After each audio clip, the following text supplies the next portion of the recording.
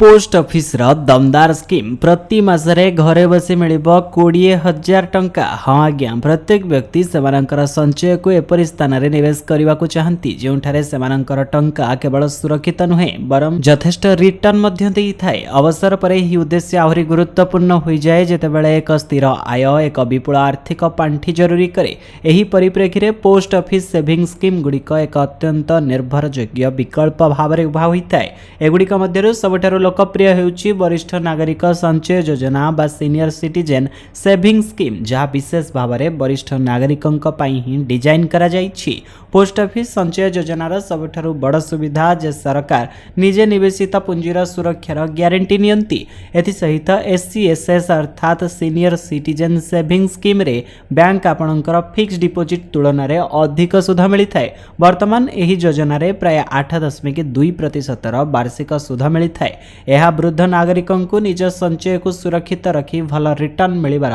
सुजोग मध्य देउछि। एही योजना माध्यम रे निवेशक माने 20,000 टंका पर्यंत नियमित मासिक आय सुरक्षित करि परिबे। एही सरकारी समर्थित योजना रे निवेश मात्र 1,000 टंकारु आरंभ करा जाई परिबो, जेतेबेले सर्वाधिक निवेशर सीमा 30 लाख पर्यंत रहिछि।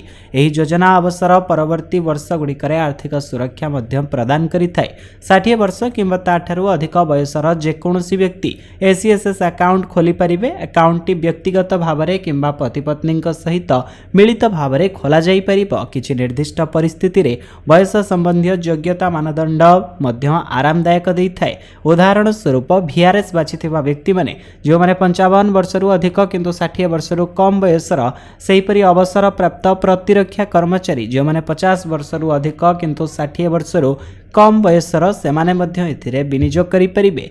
एथि सहित एक सुरक्षित निवेश एवं रेगुलर इनकम सहित SCS रे आयकर आईन रो धारा 80C अनुसार 1.5 लाख पर्यंत आपनकु सुध हार मध्य मिलिथाय।